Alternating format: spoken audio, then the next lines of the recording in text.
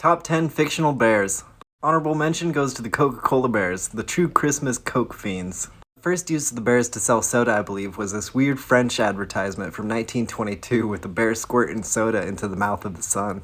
10th best bears are the Bernstein bears, and I don't really care about them at all, I just knew you'd complain if I didn't include them. But they are an interesting example of the Mandela effect, with a bunch of people believing that they used to always be the Bernstein bears with the E instead of an A. Number 9, we have the bear in The Revenant that just absolutely fucks up Leonardo DiCaprio. And that's literally the only thing I remember about that movie. Next are the Charmin bear family. They take a keen interest in butt-based hygiene and really like rubbing toilet paper on their faces.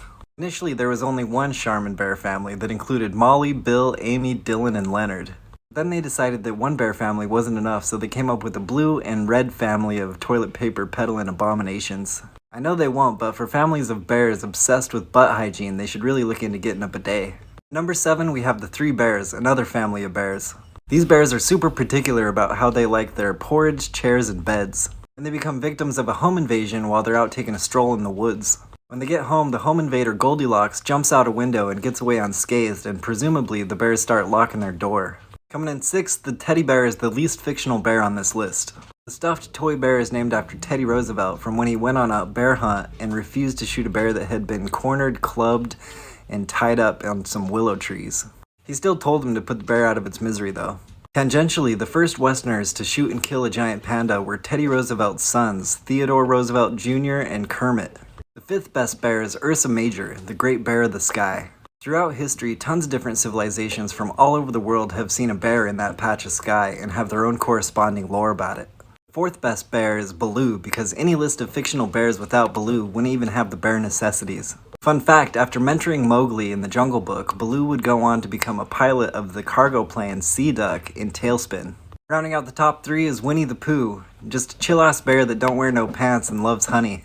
He's been called the most famous bear in literary history, and his resemblance to Xi Jinping is so uncanny and comparisons have been made so often that there's tons of instances of China censoring Winnie the Pooh.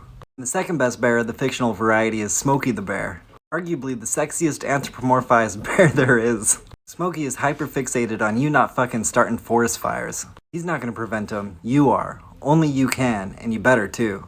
He's also based on a real bear, a 5-pound, 3-month-old black bear that was found in New Mexico after a wildfire. After that, he lived at the National Zoo for 26 years. And the best fictional bear, according to me, is Banjo from the Nintendo 64 banger Banjo and Kazooie. It was difficult to pick a best bear, but the nostalgia factor Banjo brings to the table is unparalleled in my opinion. Banjo's first appearance was actually in the best racing game ever made, Diddy Kong Racing. After his racing escapades, Banjo teamed up with his red bird best friend Kazooie. Together they set out to collect puzzle pieces, and ultimately went on to rescue Banjo's sister Tootie from the evil witch Gruntilda. There's a bunch of fictional bears I neglected on this list, so which are your favorite, and which are you most appalled that I left out?